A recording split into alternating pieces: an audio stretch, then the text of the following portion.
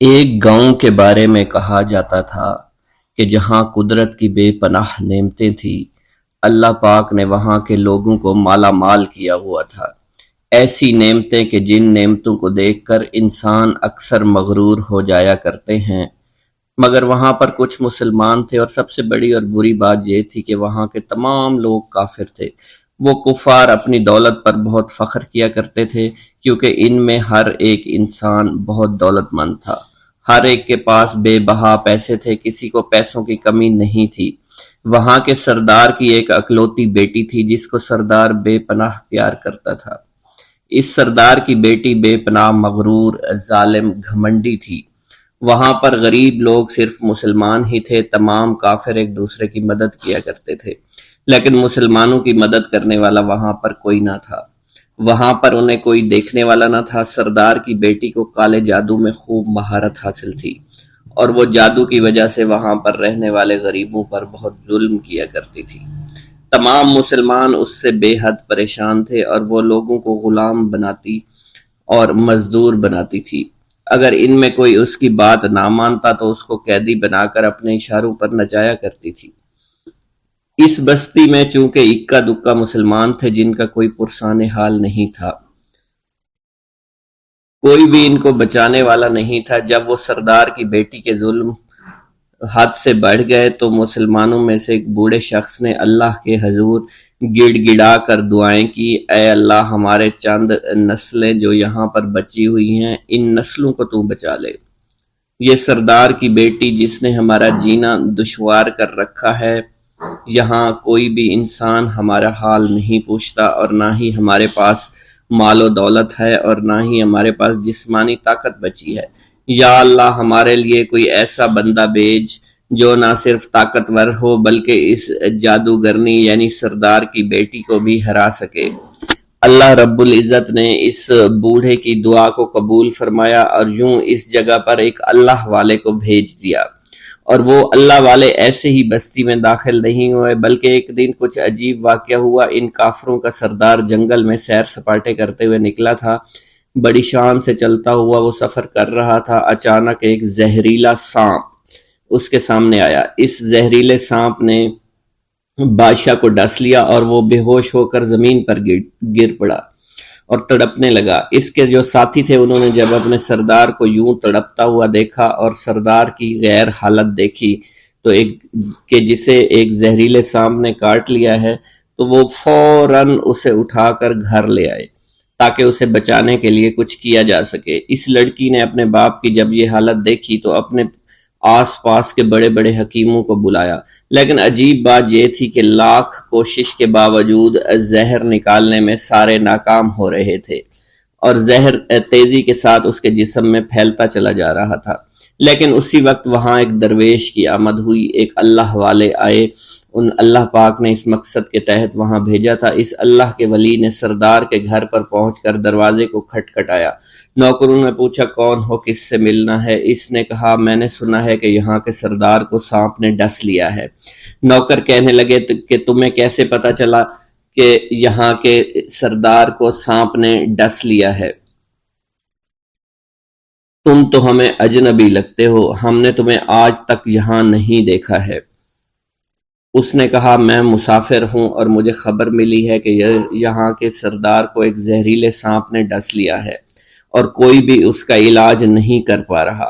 نوکروں نے کہا تم کون ہو؟ اللہ والے نے کہا میں حکیم ہوں، اور میں ان کے علاج کی غرض سے یہاں آیا ہوں۔ وہ نوکر اللہ والے کی حالت دیکھ کر ہنسنے لگے، کیونکہ آپ نے پھٹے پرانے کپڑے پہن رکھے تھے اور دیکھنے سے بہت غریب معلوم ہوتے تھے۔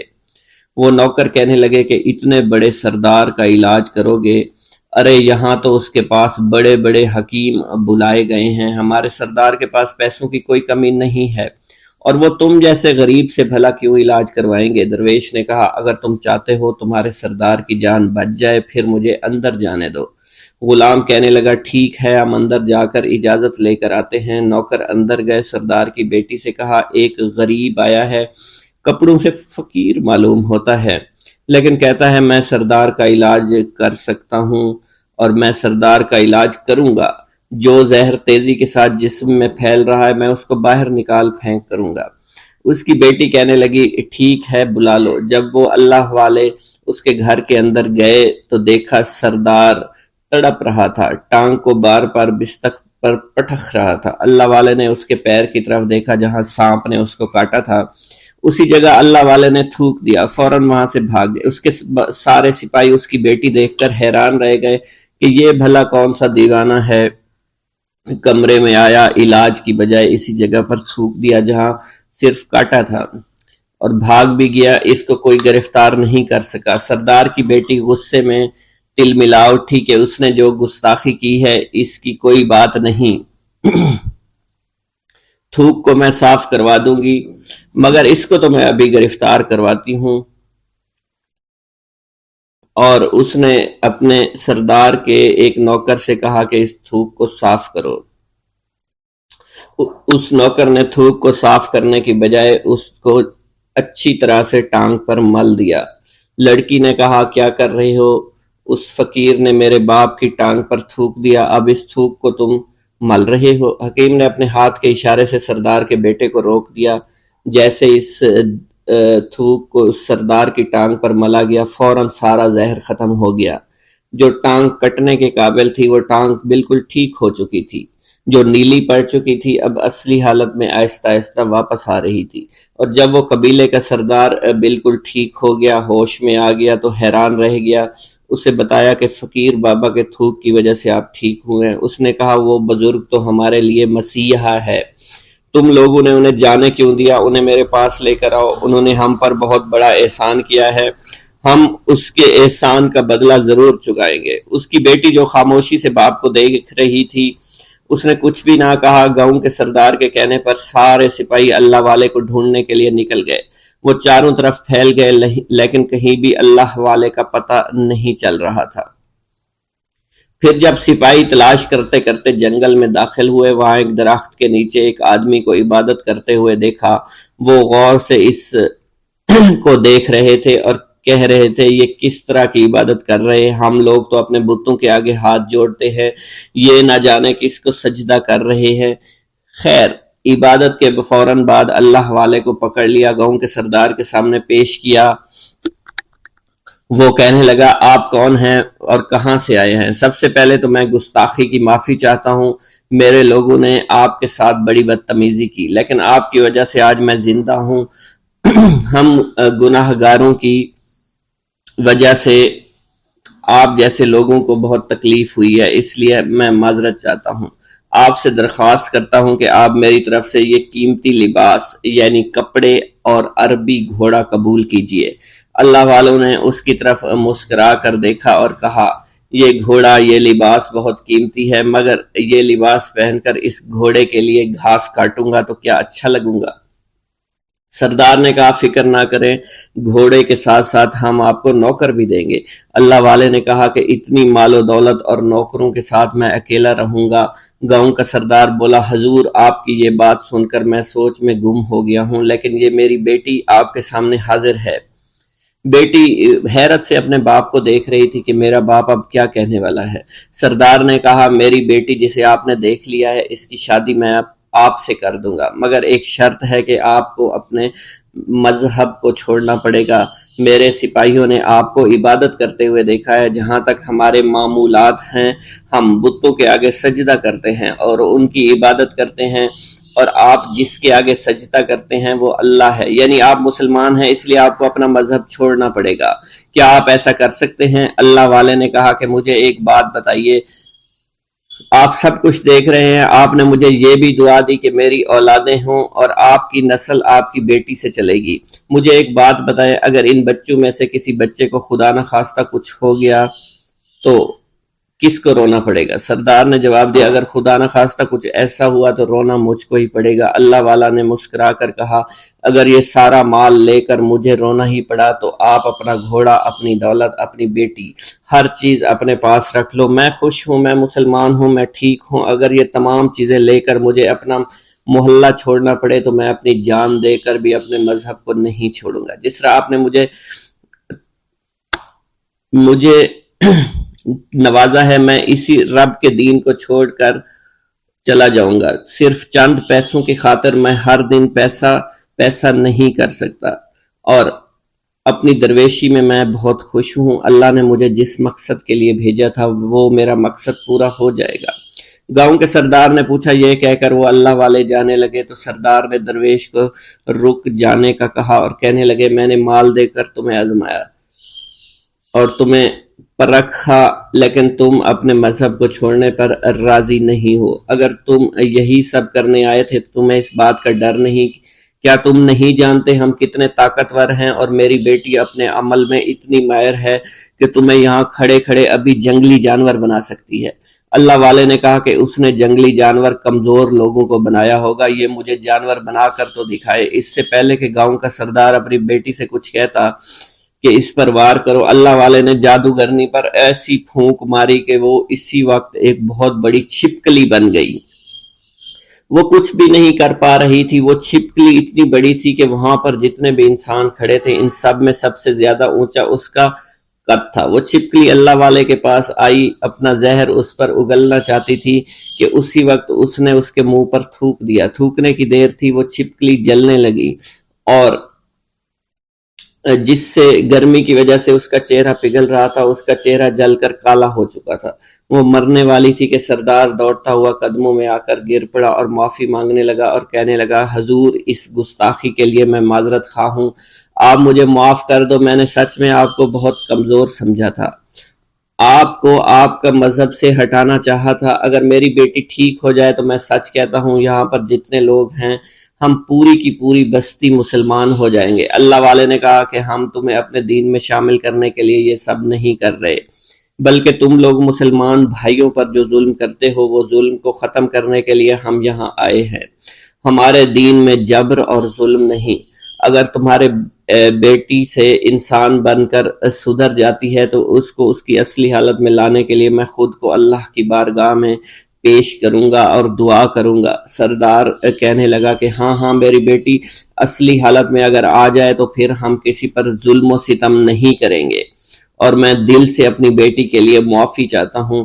آج سے یہ کوئی بھی جادو ٹونا اور مسلمانوں کو تنگ نہیں کرے گی، اور نہ ہی کسی مسلمان پر یہ ظلم اور جبر کرے گی۔ بس آپ اسے دوبارہ سے انسان بنا دے۔ اللہ والا نے چھپکلی پر دوبارہ سے پھونک ماری تو پھر سے انسان بن گئی اور اللہ والے کے قدموں سے وہ لپٹ گئی، کہنے لگی، مجھے معاف کر دیجئے، مجھے معاف کر دیجئے، میں نے اپنے آپ کو بہت طاقتور سمجھا۔ اس لڑکی کا آدھا چہرہ جل چکا تھا اور کالا ہو چکا تھا۔ وہ کہنے لگی کہ آج اپنے باپ کے ساتھ میں آپ کے دست مبارک پر مسلمان ہونا چاہتی ہوں۔ میں وعدہ کرتی ہوں کہ آج سے اس بستی پر کوئی بھی کافر کسی مسلمان کے ساتھ بدتمیزی نہیں کرے گا، زیادتی نہیں کرے گا، ظلم اور جبر نہیں کرے گا، بلکہ ہم سب یہاں مل جل کر رہیں گے اور بھائی چارے کے ساتھ رہیں گے۔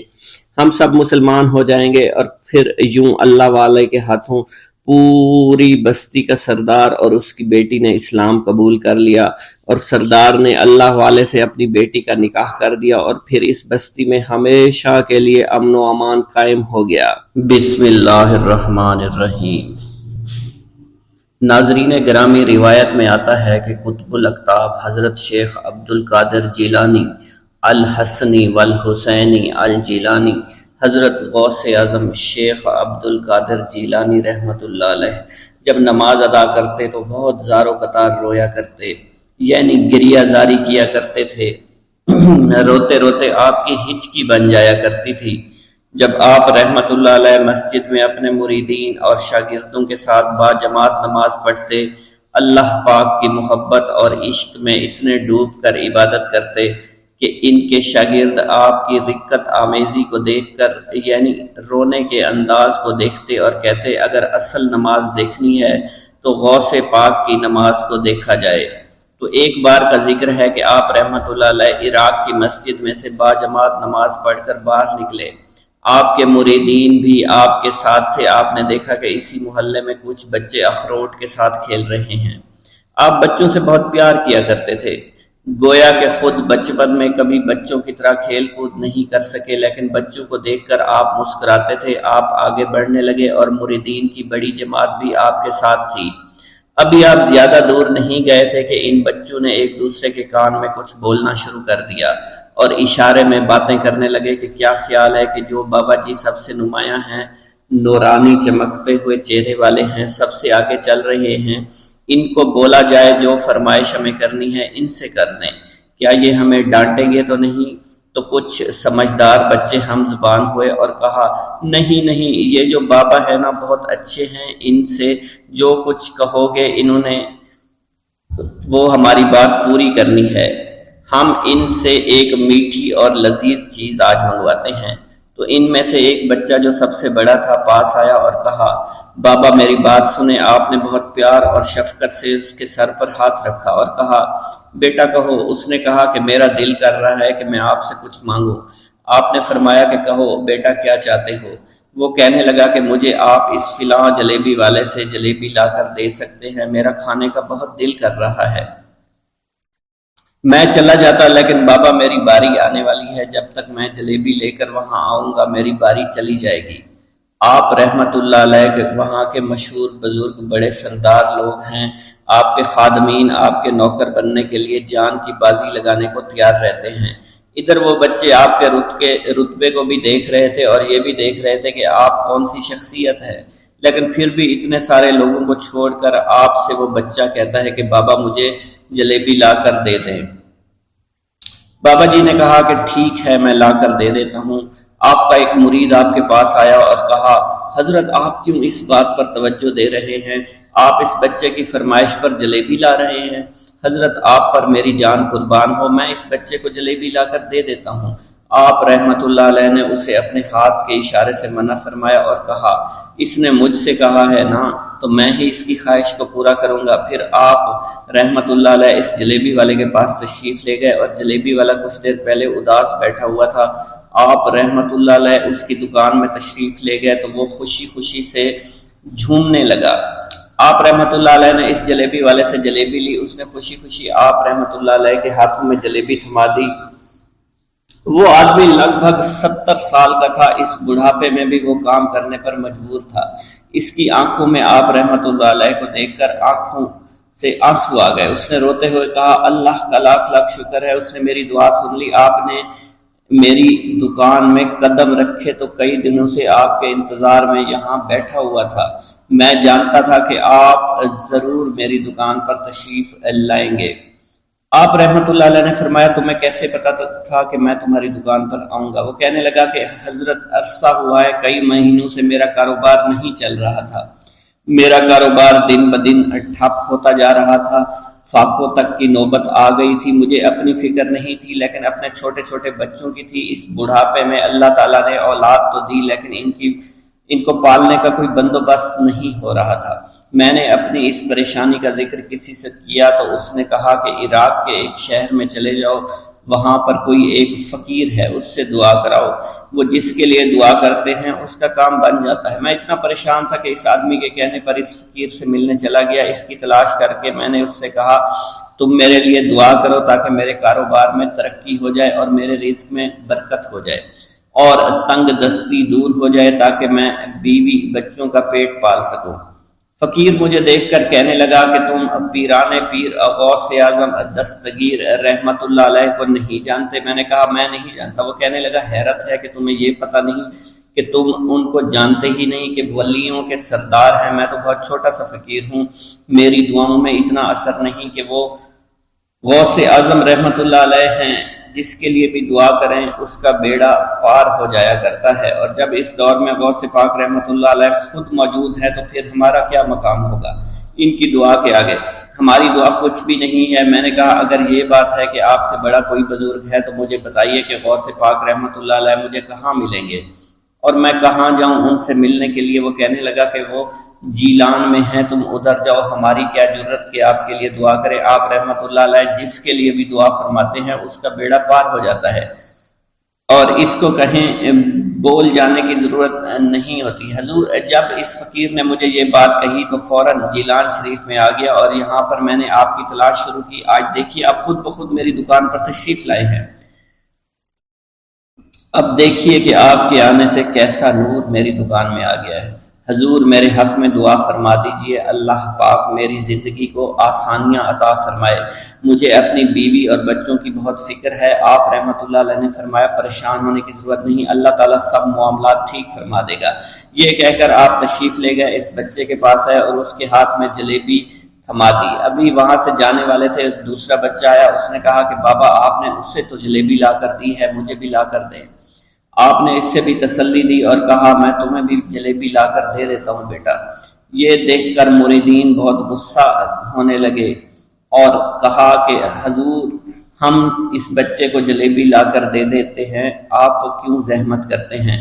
لیکن آپ نے فرمایا نہیں، یہ بچے مجھ سے کہہ رہے ہیں نا، میں ان کا نہیں ٹال سکتا۔ حضور آپ بہت مصروف شخصیت ہے، کیوں ان چھوٹے بچوں کی باتیں سن رہے ہیں؟ آپ نے ہاتھ کے اشارے سے انہیں روکا اور فرمایا اللہ تعالیٰ نے ہمیں جس کام کے لیے چنا ہے بس وہ کام ہی ہم کر رہے ہیں، تم لوگ اللہ پاک کی حکمت کو نہیں سمجھ رہے۔ پھر آپ جتنی بار وہ بچے آپ کو بھیجتے رہے، آپ رحمۃ اللہ علیہ ان کے لیے جلیبیاں لاتے رہے، حتیٰ کہ آخری بچے کو بھی آپ نے جلیبی لا کر دے دی اور وہ مزے سے کھانے لگے۔ جلیبی کھانے کے بعد وہ آپ کو دعائیں کرنے لگے اور کہا آپ بہت اچھے انسان ہیں، جیسا کہ آپ کے بارے میں ہم نے سنا تھا آپ ویسے ہی ہیں، آپ اخلاق کے بہت عمدہ ہیں، آپ کی سخاوت کے بارے میں ہم نے جتنا سن رکھا تھا آپ اتنے ہی سخی ہیں، ہم آپ سے بہت خوش ہوئے۔ آپ رحمت اللہ علیہ مسکرائے، بچوں کی خوشی دیکھ کر آپ کو دلی اطمینان ملا۔ اب ایک اور نماز کا وقت ہو رہا تھا، آپ نے مریدین سے کہا کہ چلو نماز پڑھنے کے لیے مسجد میں چلتے ہیں۔ وہ سب مل کر مسجد میں چلے گئے اور اللہ کی عبادت میں مصروف ہو گئے۔ میرا یہ قدم تمام اولیاء کرام کی گردن پر ہے۔ ایک مرتبہ محلہ حلبہ میں اپنے مہمان خانے میں واز فرماتے ہوئے حضور سیدنا غوث اعظم پر اچانک حالت کشف طاری ہوئی۔ آپ رحمت اللہ علیہ نے فرمایا میرا یہ قدم ہر ولی اللہ کی گردن پر ہے۔ یہ ارشاد سن کر تمام اولیاء اللہ نے اپنی گردنیں جھکا دیں۔ صلحائے امت نے اس کی توضیح فرمائی ہے کہ آپ رحمت اللہ علیہ کے عہد مبارک اور بعد میں قیامت تک آپ کی عطا کے بغیر ولی اللہ ولایت کے درجے پر فائز نہیں ہو سکتا۔ سلطان الہند حضرت خواجہ معین الدین چشتی المعروف خواجہ غریب نواز اس وقت خراسان کے پہاڑوں پر مجاہدات میں مشغول تھے۔ انہوں نے بھی حضور سیدنا غوث اعظم کا ارشاد گرامی سن کر اپنی گردن جھکا دی اور یوں عرض گزار ہوئے آپ کے قدمین شریفین میرے سر اور میرے آنکھوں پر ہیں۔ حضور سیدنا غوث اعظم فرماتے ہیں کہ میں 10 برس کی عمر میں اپنے شہر کے مکتب میں حصول علم کے لیے جایا کرتا تھا۔ اس وقت میرے ساتھ ملائکہ بھی ہوتے تھے جو میرے آگے پیچھے میری حفاظت کے لیے چلتے تھے۔ جب میں مدرسہ پہنچتا تو یہ منادی کرتے تھے اللہ کے ولی کے لیے جگہ خالی کر دو، چنانچہ وہ میرے لیے جگہ خالی کر دیتے تھے۔ ایک مرتبہ میں نے ایک ایسے شخص کو دیکھا جس نے فرشتوں کی آواز سن کر کہا جس میں کوئی مزاحمت نہ ہوگی کہ یہ ایک نہایت معزز گھرانے کا فرد ہے اور عن قریب اس کو وہ عظمت حاصل ہوگی جس میں کوئی مزاحمت نہ ہوگی اور اس کو ایسا قرب نصیب ہوگا کہ اس کو کوئی فریب نہ دے سکے گا۔ پھر 40 برس بعد میں نے اس شخص کو پہچانا، وہ شخص ابدالوں میں سے تھا۔ حضرت شیخ ابو سعود احمد بن بکر حریمی سے مروی ہے کہ حضور سیدنا غوث اعظم نے فرمایا کہ میں 55 سال تک تنہا عراق کے بیابانوں میں پھرتا رہا، میں لوگوں کو نہ جانتا، لوگ مجھے نہ جانتے۔ اسی دوران میرے پاس رجال الغیب اور جنات تشریف لاتے جنہیں میں طریقت اور اصول کی تعلیم دیتا تھا۔ ابتدا میں جب میں عراق میں داخل ہوا تو حضرت خضر میرے ہم سفر بنے اور بعد میں اس وقت ان کو پہچانتا نہ تھا اور اس کے ساتھ میرا معاہدہ ہوا کہ میں ان کے کسی حکم کی خلاف ورزی نہیں کروں گا۔ ایک مرتبہ انہوں نے مجھے ایک جگہ بیٹھنے کا حکم دیا اور میں اس جگہ 3 سال تک بیٹھا رہا۔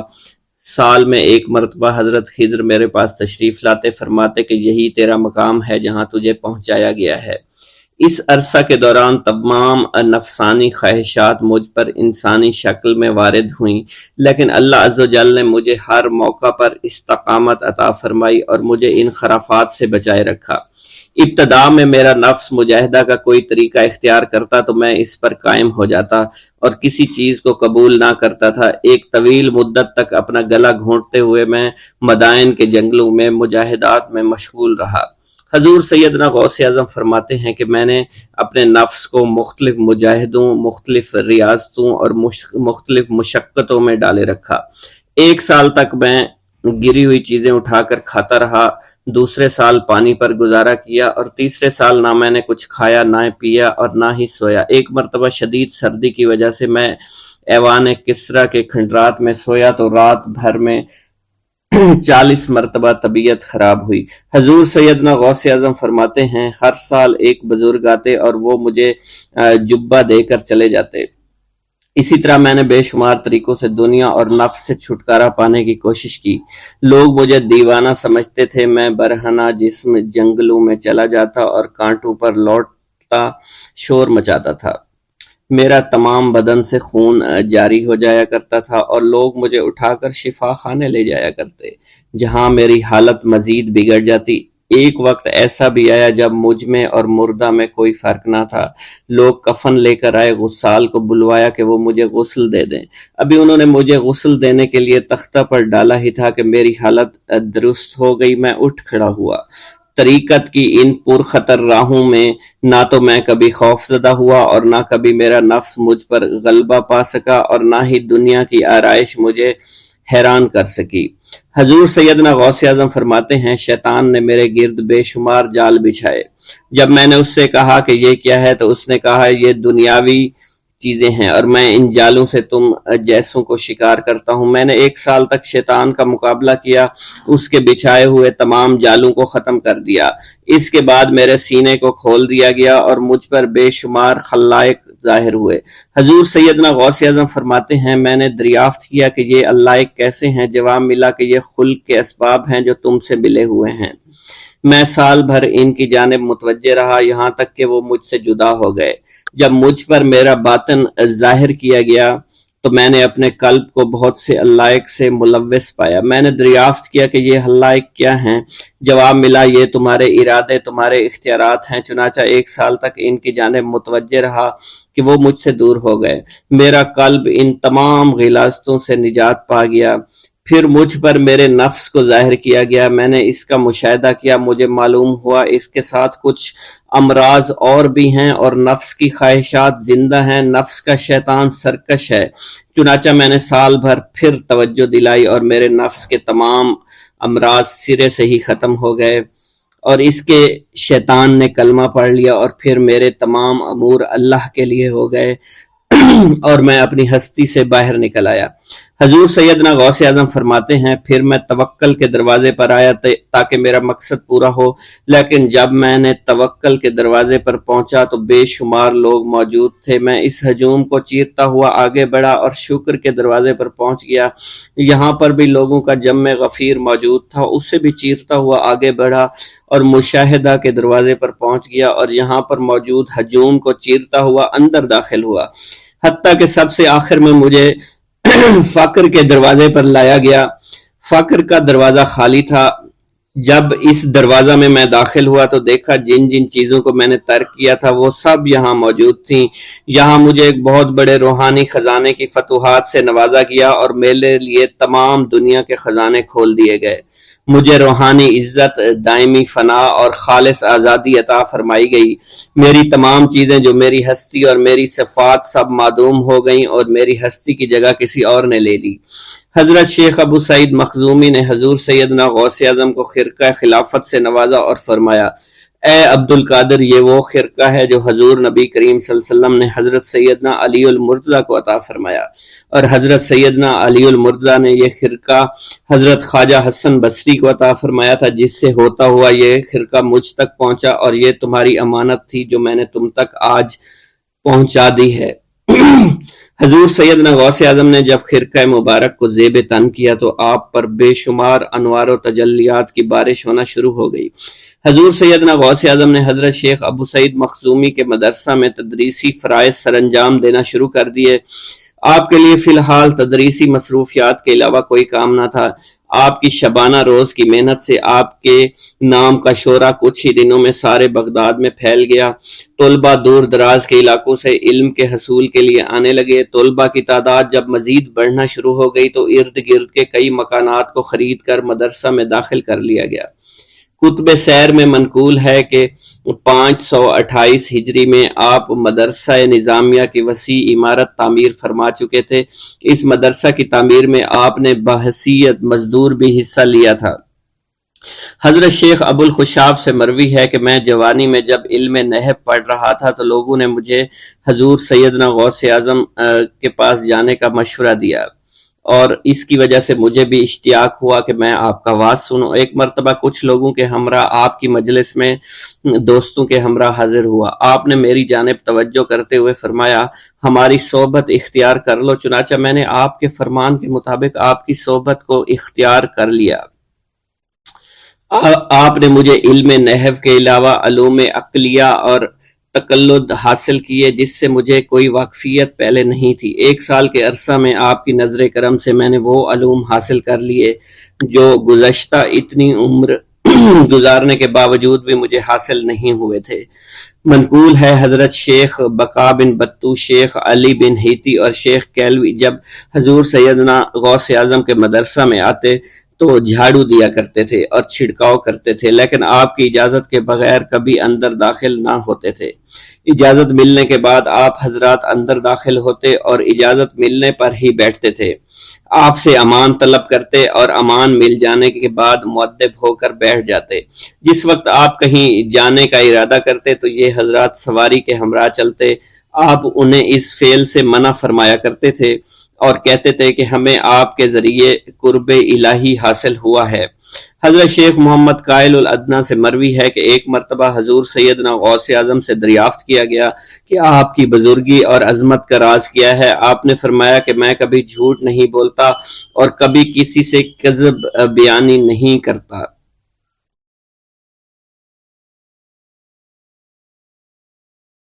بسم اللہ الرحمن الرحیم۔ السلام علیکم۔ حضور سیدنا غوث اعظم فرماتے ہیں، میں 10 برس کی عمر میں اپنے شہر کے مکتب میں حصول علم کے لیے جایا کرتا تھا۔ اس وقت میرے ساتھ ملائکہ بھی ہوتے تھے جو میرے آگے پیچھے میری حفاظت کی غرض سے چلتے تھے۔ جب میں مدرسہ پہنچتا تھا تو وہ بار بار منادی کرتے تھے، اللہ کے ولی کے لیے جگہ خالی کر دو۔ چنانچہ وہ میرے لیے جگہ خالی کر دیتے تھے۔ ایک مرتبہ میں نے ایک ایسے شخص کو دیکھا جس نے فرشتوں کی آواز سن کر کہا کہ یہ نہایت معزز گھرانے کا فرد ہے اور عن قریب اس کو وہ عظمت اور بزرگی حاصل ہوگی جس میں کوئی مزاحمت نہ ہوگی۔ اس کو ایسا قرب نصیب ہوگا کہ اس کو کوئی فریب نہ دے سکے گا۔ پھر 40 برس بعد میں نے اس شخص کو پہچانا، وہ شخص ابدالوں میں سے تھا۔ حضرت شیخ ابو سعود احمد بن ابی بکر سے مروی ہے، حضور سیدنا غوث اعظم نے فرمایا، میں 25 سال تک تنہا عراق کے بیابانوں میں پھرتا رہا۔ میں لوگوں کو نہ جانتا تھا، لوگ مجھے نہیں جانتے تھے۔ اسی دوران میرے پاس رجال الغیب اور جنات تشریف لائے جنہیں میں طریقت اور رسول اللہ کی تعلیم دیا کرتا تھا۔ ابتدا میں جب میں عراق میں داخل ہوا تو حضرت خضر میرے ہم سفر تھے اور میں انہیں اس وقت سے پہچانتا نہیں تھا۔ ان کے ساتھ میرا معاہدہ ہوا کہ میں ان کے کسی حکم کی خلاف ورزی نہیں کروں گا۔ ایک مرتبہ انہوں نے مجھے ایک جگہ بیٹھنے کا حکم دیا، میں اسی جگہ 3 سال بیٹھا رہا۔ سال میں ایک مرتبہ حضرت خضر میرے پاس تشریف لاتے اور فرماتے، یہی تیرا مقام ہے جہاں تجھے پہنچایا گیا ہے۔ اس عرصہ کے دوران تمام نفسانی خواہشات مجھ پر انسانی شکل میں وارد ہوئیں، لیکن اللہ نے مجھے ہر موقع پر استقامت عطا فرمائی اور مجھے ان خرافات سے بچائے رکھا۔ ابتدا میں میرا نفس مجاہدہ کا کوئی طریقہ اختیار کرتا تو میں اس پر قائم ہو جایا کرتا تھا اور کسی چیز کو قبول نہیں کرتا تھا۔ ایک طویل مدت تک اپنا گلا گھونٹتے ہوئے میں نے مدائن کے جنگلوں میں مجاہدات میں مشغول رہا۔ حضور سیدنا غوث اعظم فرماتے ہیں، میں نے اپنے نفس کو مختلف مجاہدوں اور ریاستوں اور مشقتوں میں ڈالے رکھا۔ 1 سال تک میں گری ہوئی چیزیں اٹھا کر کھاتا رہا، اسی دوسرے سال میں صرف پانی پر گزارا کرتا رہا اور تیسرے سال میں نے کچھ نہ کھایا اور نہ پیا نہ ہی سویا۔ ایک مرتبہ شدید سردی کی وجہ سے میں ایوان کسریٰ کے खंडरात में सोया तो रात भर में 40 मरतबा एहतलाम हुआ। मैंने हर मरतबा दरियाए दजला पर जाकर गुस्ल फरमाया, फिर नींद के खौफ से महल के ऊपर एक वीरान जगह पर चढ़ गया और वहां 2 साल तक क़याम किया, हत्ता कि सर्दी के सिवा कोई शय खाने को मुयस्सर नहीं थी। हजूर सैयदना गौस आजम फरमाते हैं, हर साल एक बुजुर्ग आते और वो मुझे ऊनी जुब्बा देकर चले जाते। इसी तरह मैंने बेशुमार तरीकों से दुनिया और नफ्स से छुटकारा हासिल करने की कोशिश की। लोग मुझे दीवाना समझते थे। मैं बरहना जिस्म जंगलों में चला जाता, कांटों पर लोटा शोर मचाया करता, मेरे तमाम बदन से खून जारी हो जाया करता। लोग मुझे उठाकर शिफा खाने ले जाया करते, जहां मेरी हालत मजीद बिगड़ जाया करती। एक वक्त ऐसा आया जब मुझ में और मुर्दा में कोई फर्क न था। लोग कफन ले आए और गुस्साल को बुलवाया कि वो मुझे गुस्ल दे। अभी उन्होंने मुझे गुस्ल देने के लिए एक तख्ता पर लिटाया। मेरी हालत दुरुस्त हो गई। मैं उठ खड़ा हुआ। तरीकत की इन पुरखतर राहों में ना तो मैं कभी खौफजदा हुआ, ना कभी मेरा नफ्स मुझ पर गालिब पा सका, और ना ही दुनिया की आसाइश मुझे हैरान कर सकी। हजूर सैयद गौस आजम फरमाते हैं, शैतान ने मेरे गिर्द बेशुमार जाल बिछाए। जब मैंने उनसे कहा ये क्या है, उसने कहा ये दुनियावी आलाइशें हैं और मैं इन जालों में से तुम लोगों का शिकार किया करता हूँ। मैंने 1 साल तक शैतान का मुकाबला किया, उसके बिछाए हुए तमाम जालों को ख़त्म किया। उसके बाद मेरे सीने को खोल दिया गया और मुझ पर बेशुमार खलाइक ज़ाहिर हुए। हजूर सैयदना गौस आज़म फरमाते हैं, मैंने दरियाफ्त किया कि ये अल्लाह एक कैसे है। जवाब मिला, ये खल्क के असबाब हैं जो तुमसे मिले हुए हैं। मैं साल भर इनकी जानिब मुतवज्जे रहा, यहाँ तक कि वो मुझसे जुदा हो गए। जब मुझ पर बातन जाहिर हुआ तो मैं अपने कल्ब को बहुत से अल्लाइक से मुलव्वस पाया। मैंने दरियाफ्त किया, ये अल्लाइक क्या हैं। जवाब मिला, ये तुम्हारे इरादे, तुम्हारे इख्तियारात हैं। चुनाचा 1 साल तक उनकी जानिब मुतवज्जे रहा, यहाँ तक कि वो सब अलाइक मुझसे दूर हो गए और मेरा कल्ब इन अगिलास्तों से निजात पा गया। हजूर सैयदना गौस आज़म फरमाते हैं, फिर मैंने तवक्कल के दरवाजे पर आया, मेरा मकसद पूरा हो। लेकिन जब मैं तवक्कल के दरवाजे पर पहुंचा, बेशुमार लोग वहां मौजूद थे। मैं हजूम को चीरता बढ़ा और शुक्र के दरवाजे पर पहुंच गया। यहाँ भी लोगों का जम्मे गफीर मौजूद था, उसे भी चीरता आगे बढ़ा और मुशाहिदा के दरवाजे पर पहुंच गया। यहाँ पर मौजूद हजूम को भी चीरता हुआ अंदर दाखिल हुआ, हत्ता कि सबसे आखिर में मुझे फाकर के दरवाजे पर ला दिया गया। फाकर का दरवाजा खाली था। जब मैं इस दरवाजे में दाखिल हुआ तो देखा जिन जिन चीजों को मैंने तर्क किया था वो सब यहाँ मौजूद थी। यहाँ मुझे एक बहुत बड़े रूहानी खजाने की फतूहात से नवाजा गया। मेरे लिए तमाम दुनिया के खजाने खोल दिए गए। मुझे रूहानी इज्जत, दायमी गिना और खालिस आज़ादी अता फरमाई गई। मेरी तमाम चीजें जो मेरी हस्ती और मेरी सिफात सब मादूम हो गई थी, वो मेरी हस्ती की जगह किसी और ने ले ली थी। हजरत शेख अबू सईद मखजूमी ने हजूर सैयदना गौस आजम को खिरका खिलाफत से नवाजा और फरमाया, ए अब्दुल कादिर, ये वो खिरका है जो हजूर नबी करीम सल्लल्लाहु अलैहि वसल्लम ने सैयदना अलीउल मुर्तज़ा को अता फरमाया। सैयदना अलीउल मुर्तज़ा ने ये खिरका ख्वाजा हसन बसरी को अता फरमाया, जिससे होता हुआ ये मुझ तक पहुंचा, और ये तुम्हारी अमानत थी जो मैंने तुम तक पहुंचा दी। हजूर सैयदना गौस आज़म ने जब खिरका मुबारक को ज़ेब तन किया तो आप पर बेशुमार अनवार व तजल्लियात की बारिश होना शुरू हो गई।